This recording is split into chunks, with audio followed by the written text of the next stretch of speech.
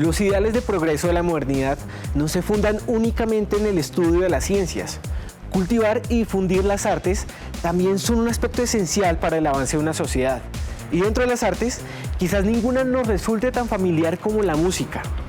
Hoy conoceremos la historia de una institución que transformó significativamente la enseñanza de la música en Colombia.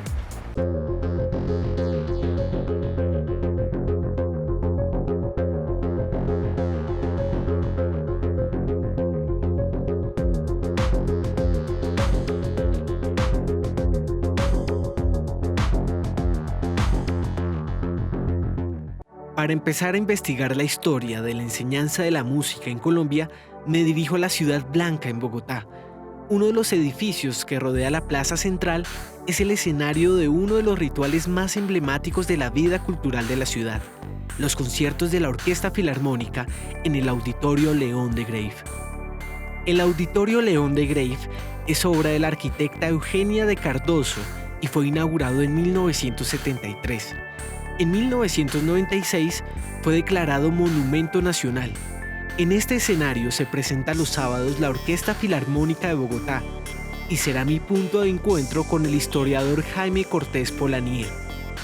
Él ha realizado investigaciones sobre la historia de la enseñanza musical en Colombia y me va a llevar atrás en el tiempo, cuando todavía no existía en este auditorio y ni siquiera esta universidad. Jaime, ¿cómo era la enseñanza musical en Colombia a mediados del siglo XIX? Había varios tipos de enseñanza musical, pero lo más importante a tener en cuenta es que alguien que quisiera ser músico no tenía una institución donde estudiar. Entonces eso funcionaba mucho como las lógicas de los mundos de los artesanos, el mundo de los artesanos, ¿no? El que quería estudiar música entonces era muy gomoso, entonces se acercaba a un músico y aprendía en la práctica, ¿no? A mediados del siglo XIX, 1846, se funda la Sociedad Filarmónica, que es una sociedad de aficionados a la música, pero también reúne músicos de oficio.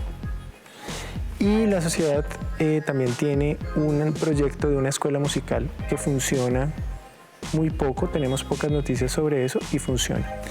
Allí entonces se convocaba sobre todo a los músicos aficionados, es decir, alguien que quería tocar algún instrumento, especialmente piano o guitarra, se acercaba a la escuela y allí le enseñaban unos rudimentos básicos. Hay que tener en cuenta que esos músicos aficionados tenían una función muy especial y muy particular. Como no teníamos ni radio, ni reproductores de sonido, ni nada de eso, pues el que quería escuchar música tenía que hacerla. Entonces es para eso que los músicos aficionados estudiaban música, para dotar al ámbito doméstico de música. Bueno, ¿y las personas que querían escuchar música, a qué lugares asistían? ¿Cómo hacían? En calidad de público, la Sociedad Filarmónica, ¿no?, que se fundó en 1846 y sobrevive hasta 1857. Teníamos el teatro, donde también había música, los músicos de oficio se presentan en el teatro. También teníamos enseñanza musical básica en colegios, en algunos colegios. Teníamos también bandas militares, entonces quien quería escuchar música iba a los parques, la tradicional retreta, ¿no es cierto? Y bueno, esos eran los principales ámbitos. El otro era el ámbito religioso, que ya la música tiene una funcionalidad específica litúrgica, ¿no? Entonces allí también se podía escuchar música, no en el sentido de ir a una sala de concierto, sino a ir a una celebración litúrgica, la misa, ¿no?, y escuchar una misa cantada. En la última década del siglo XVIII se inició en Bogotá la construcción de lo que se llamó entonces una casa de comedias. Situado en el barrio de la Catedral, este edificio se conoció como el Coliseo Ramírez. Durante la época republicana fue remodelado y adquirió el nombre de Teatro Maldonado. Fue uno de los principales escenarios musicales de la Bogotá del siglo XIX. En 1886, el Teatro Maldonado fue demolido y en su antigua ubicación se levantó el Teatro Colón. El Teatro Colón es obra del arquitecto italiano Pietro Cantini. Sus famosos trabajos de ornamentación fueron obra del suizo Luigi Ramelli. En la última década del siglo XIX, el Teatro Colón se convirtió en el escenario por excelencia de la ópera italiana en Bogotá. En ese contexto que menciona, ¿cómo es que empiezan a surgir las academias de música en Colombia? Bueno, la primera, la que ya mencionamos, ¿no? la de la Sociedad Filarmónica. También existen músicos, músicos de oficio que crean pequeñas academias. Por ejemplo, Joaquín Guarín, que fue un músico muy importante, que muere muy joven, en 1854. Él con Francisco Londoño, que era un guitarrista antioqueño, fundan una academia de música, pero es igual, es una enseñanza para aficionados. El siguiente intento institucional que tiene amplias miras, ¿no? Formar músicos profesionales, se da en 1873. Y eso se da dentro de un proyecto más amplio. La idea es de Rafael Pombo, el famoso poeta. Él entonces empuja, digamos, que a algunos políticos para presentar un proyecto ante el Congreso y sale una ley. La ley nunca se aplica. La ley quería crear la Academia Vázquez, entonces está creada en el papel en honor a Gregorio Vázquez de Arce y Ceballos, el pintor del periodo colonial. Y esa academia tenía 5 secciones: pintura, escultura, grabado, arquitectura y música. Nunca se crea.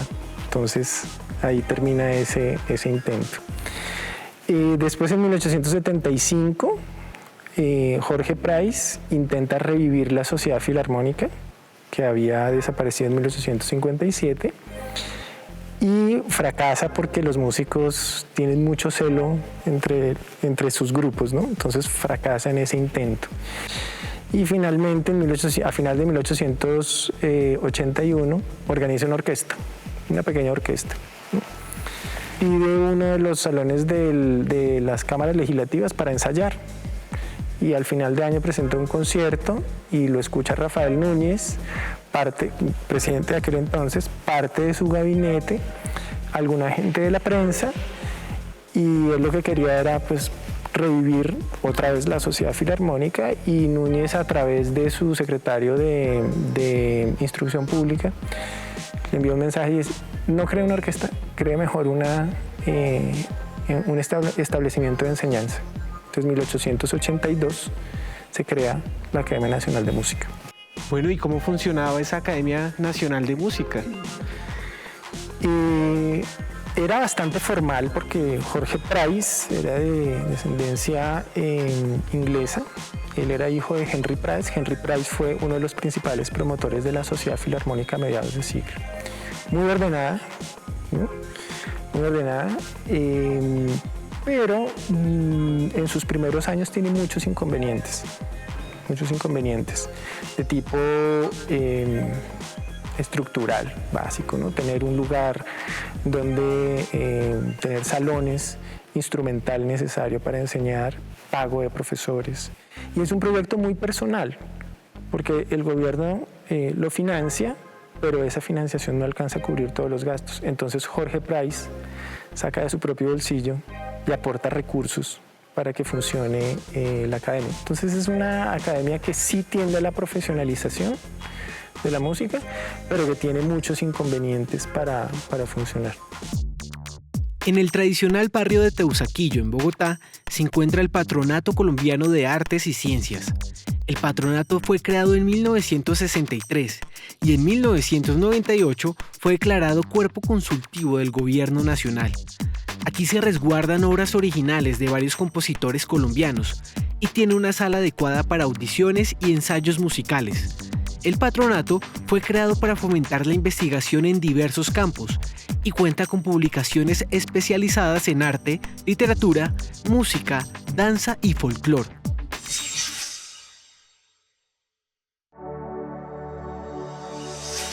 Todavía en compañía del historiador Jaime Cortés Polanía, que me contó cómo era la enseñanza musical en Colombia durante el siglo XIX, voy a investigar sobre uno de los egresados más notables de la Academia Nacional de Música, el maestro Guillermo Uribe Holguín. Jaime, ya en una primera parte conversamos acerca de la historia de la Academia Nacional de Música, pero ahora quisiera saber qué relación existe entre el Conservatorio de Música de la Universidad Nacional de Colombia y la Academia Nacional de Música.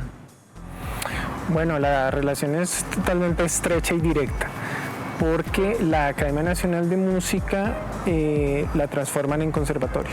Es un cambio de nombre y una reorganización y una reestructuración que se da en 1910. El que la hace o el que lleva, digamos que la batuta en esa transformación es el compositor Guillermo Uribe Holguín. Él es el que hace el proyecto de conservatorio y desde 1910 comienza a denominarse Conservatorio Nacional de Música. Guillermo Uribe Holguín nació en Bogotá en 1880. En 1910 se graduó en la afamada Escola Cantorum de París. A su regreso a Colombia, jugó un papel determinante en la creación del Conservatorio de Música de la Universidad Nacional de Colombia. Bueno, ¿y cómo es que Guillermo Uribe Holguín llega a Colombia nuevamente y se convierte en el director de la Academia Nacional de Música? Bueno, eso es un ambiente muy conflictivo que interviene en aspectos de tipo musical y de tipo político. Cuando él llega, todavía no se ha terminado la presidencia del general González Valencia, que le denominan el año cristiano, porque le era muy devoto. Y el medio musical está en una disputa muy fuerte. Están criticando muchísimo a Jorge Price, que está como director de la academia nuevamente. Le critican que no es un músico profesional, que no tiene el nivel, que muchas cosas, ¿no? Muchas otras cosas. Después de eso vienen las elecciones presidenciales, ¿no? A mediados de 1910, y en octubre el presidente Restrepo le encomienda a Guillermo Uribe Holguín la dirección de la Academia Nacional de Música y una transformación de eso, y él dice, bueno, no se va a llamar más Academia Nacional de Música, sino Conservatorio Nacional de Música, entrega un nuevo reglamento y un plan de acción. Antes de seguir hablando de la historia de este conservatorio, yo quisiera aclarar una distinción conceptual, y es la diferencia que hay entre una academia y un conservatorio. ¿Qué los distingue? Bueno, digamos que una academia o las academias eran concebidas como entes que reunían a estudiosos en un campo en particular, ¿no? Por ejemplo, en el siglo XIX existió la Academia Nacional, como aquellos hombres de letras y de conocimientos múltiples se reunían a discutir algunos temas. También tiene otra connotación, ¿no? Esa es una connotación. Otra connotación es una escuela de música, ¿cierto? La denominación de conservatorio, como se aplica aquí en Colombia a partir de 1910, es la denominación francesa. Es un estudio para la música concebida como arte.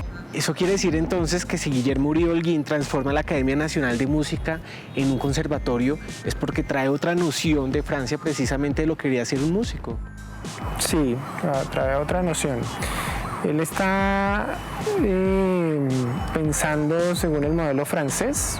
Sin embargo, habría que aclarar que no es que haya un modelo francés, ¿no? Sino hay varios modelos, y en esa época había una disputa entre dos modelos. Uno que era la Escuela Cantorum, que fue ideada y dirigida por Vincent Dandy, compositor. Él es maestro de Guillermo Uribe Holguín, y el otro modelo es el modelo del conservatorio. Paradójicamente, Guillermo Uribe Holguín trae el modelo de la Escuela Cantorum a Colombia y lo implanta en el conservatorio y denomina el conservatorio, no Escuela Cantorum, ¿no? Ese proyecto tiene detrás una noción del músico como artista, es decir, alguien que ama el arte y él hace el arte práctica de su vida de manera desinteresada. No está detrás de la búsqueda de dinero, ¿no? Sino por una noción del arte, casi que el arte por el arte, ¿no? Bien, entonces ahora sí hablemos del momento a partir del cual el Conservatorio de Música empieza a ser parte de la Universidad Nacional de Colombia. En 1935 hay una puja muy fuerte y pues Guillermo Uribe Holguín finalmente queda solo en la dirección del conservatorio y es forzado a renunciar. Entonces entra como director del conservatorio Gustavo Santos, y Gustavo Santos después le entrega la dirección del conservatorio al pianista vallecaucano a Antonio María Valencia. Él está en la dirección por un año, pero lo interesante de la coyuntura es que se crea la Orquesta Sinfónica Nacional, y esa orquesta se desprende de la orquesta del conservatorio, ¿no? Y además el conservatorio administrativamente entra a ser parte de la Universidad Nacional dentro de esa ley orgánica de la Universidad Nacional que promueven los gobiernos liberales o el gobierno de López Pumarejo. El compositor vallecaucano Antonio María Valencia regresó a Colombia en la década de 1930, después de graduarse en la Escola Cantorum de París. Durante un breve lapso de tiempo estuvo vinculado con el conservatorio, primero como profesor y luego como director. Finalmente regresó a Cali, su ciudad natal, donde fundó el conservatorio que todavía hoy lleva su nombre. ¿Qué impacto ha tenido el Conservatorio de la Universidad Nacional en la escena musical de Colombia? Creo que ha sido un protagonista a lo largo del siglo XX. Creo que ese protagonismo ha cambiado porque hoy en día tenemos otros departamentos y escuelas de música inscritas en otras instituciones universitarias, pero por el conservatorio se han pasado muchísimos músicos que se han formado como instrumentistas, como compositores y que han entrado a otros campos de acción musical. Entonces, pues sí, creo que es un referente indiscutible dentro de la escena musical nacional y creo que lo sigue siendo de otra manera, pero lo sigue siendo.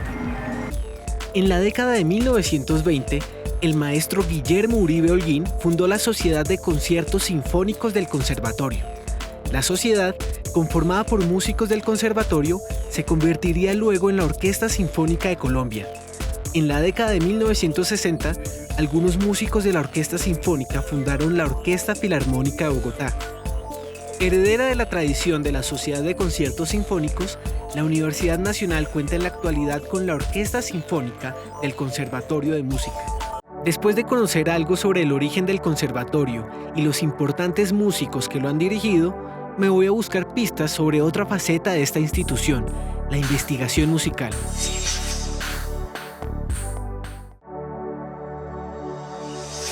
Después de despedirme del historiador Jaime Cortés Polanía, voy a reunirme con el profesor Egberto Bermúdez. Aparte de ser un músico especializado en la interpretación de música antigua, el profesor Egberto ha escrito numerosos trabajos sobre una gran variedad de temas que se relacionan con la música colombiana. Ha investigado desde la música del periodo colonial y los instrumentos musicales hasta la música popular contemporánea. Profesor Egberto, ¿cómo surgió el interés por la musicología en la Universidad Nacional de Colombia? Un momento importante para el surgimiento de ese tipo de estudios musicológicos es justamente el momento en que se inaugura la ciudad universitaria.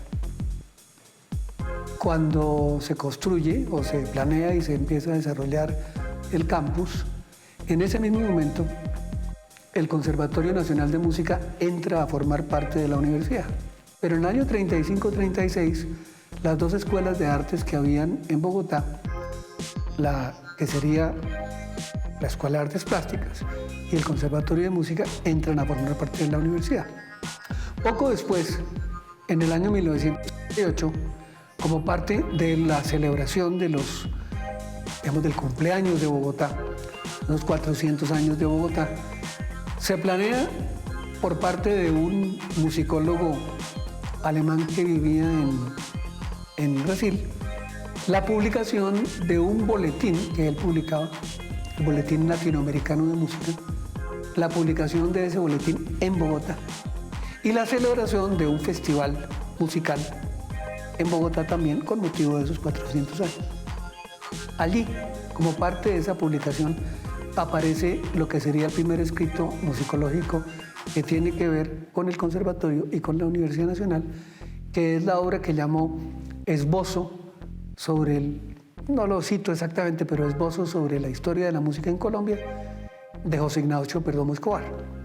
¿Cuál es la relación entre la musicología y la música tradicional? Aquí nos tenemos que remontar a una dirección del conservatorio que fue muy importante en cuanto a su perfil actual, porque fue la que lo modernizó y lo llevó, por un lado, a tener el perfil actual más o menos el mismo y a incorporarse a la Facultad de Artes de la universidad. Esa dirección es la de Fabio González Zuleta, director del conservatorio, compositor y también funcionario, él fue secretario de la facultad como tal. Entonces, en ese momento aparece una persona fundamental en el desarrollo de los estudios musicológicos en la universidad, que es Andrés Pardo Tovar. Andrés Pardo Tovar funda un centro, o digamos, lo que sería un instituto, no lo llamó así, pero un instituto de investigación, que tenía como interés justamente la música tradicional colombiana, la música indígena, la música campesina. Y esa institución que, digamos, centralizó en el conservatorio ese interés y el estudio por la música tradicional y la música campesina colombiana, logra hacer muchas publicaciones, y ese es un segundo momento importante de la musicología en Colombia. Lo que se desarrolló con la ayuda de los estudiantes del conservatorio, estudiantes avanzados, que eran sobre todo estudiantes de composición y que hoy en día y durante ese periodo ya comenzaron a ser importantes compositores, como el caso de Jesús Pinzón Urrea y de Blas Emilio Tortúa. Se apoyó también en otro compositor que era profesor del conservatorio, Jesús Bermúdez Silva, y ese equipo, junto con gente que también trabajó en la grabación de música de ese momento de parte de lo que era el Instituto Colombiano de Antropología. Ese equipo, viajó a varias zonas colombianas, particularmente el Chocó. También hizo trabajos en el altiplano aquí, por ejemplo, en el caso de la fabricación de instrumentos musicales. Y desarrolló una serie de publicaciones que se publicaron más o menos entre el año 61, aunque esto comenzó en el año 59, entre el año 60 y el año 64, y esa relación entre la música tradicional, el conservatorio y la musicología constituye eso que le mencioné, que era un segundo momento de la musicología en la Universidad Nacional. Andrés Pardo Tovar nació en 1911 en Bogotá. En 1959 fue nombrado director del Centro de Estudios Folclóricos y Musicales, CEDEFIM, de la Universidad Nacional de Colombia. En 1966 se publica la que es considerada su principal obra, La cultura musical en Colombia. Bueno, profesor, ¿y qué relación tiene actualmente el Conservatorio de Música de la Universidad Nacional con el desarrollo de la musicología en Colombia? Este es un tercer momento que surge alrededor de 1979 con la fundación de lo que hoy en día es el Instituto de Investigaciones Estéticas. El Instituto de Investigaciones Estéticas reunía una serie de profesores que ya tenían vinculación con la universidad y que habían comenzado a desarrollar investigaciones sobre las artes. Sin embargo, la idea de reunirlos a todos abre un espacio nuevo, que es donde yo ingreso en el año 81, que es el Instituto de Investigaciones Estéticas, donde allí la estructura interna ha cambiado, pero teníamos una sección de musicología. Entonces, la sección de musicología del instituto y el Instituto de Investigaciones Estéticas constituyen ese momento nuevo en donde empieza a aparecer la musicología de una nueva forma vinculada con el conservatorio, sobre todo a través de los cursos de historia de la música. Aquí vale la pena notar que desde sus comienzos el conservatorio ha tenido sobre todo la función de la educación de los instrumentistas. Tiene composición musical, tuvo pedagogía musical, tiene desde los años 90 programas de jazz y programas de otro tipo, pero en esencia el conservatorio ha tenido la función de la formación de los instrumentistas. Entonces, para ellos, la manera en la que nosotros los musicólogos nos vinculamos fue a través de los cursos de historia de la música y luego en otra reforma que tuvo la universidad durante los años 90, a través de esos cursos que se llamaron cursos magistrales o cursos de contexto, en donde empieza a difundirse a toda la universidad el conocimiento que sobre música colombiana habíamos creado este grupo de personas y que también, pues obviamente, proyectan ya el conocimiento musical, por ejemplo, a través de los cursos de apreciación musical a todos los estudiantes de la universidad. Guillermo Abadía Morales nació en 1912 en Bogotá. Fue profesor del Conservatorio de Música y estuvo vinculado con el Centro de Estudios Folclóricos y Musicales. Concibió el Museo Organológico Musical y publicó en 1977 el Compendio General del Folclor Colombiano. A 100 años de la creación del Conservatorio de la Universidad Nacional, Una simple caminata por el campus en un día cualquiera me revela que la Ciudad Blanca siempre será un sinónimo de arte y de música.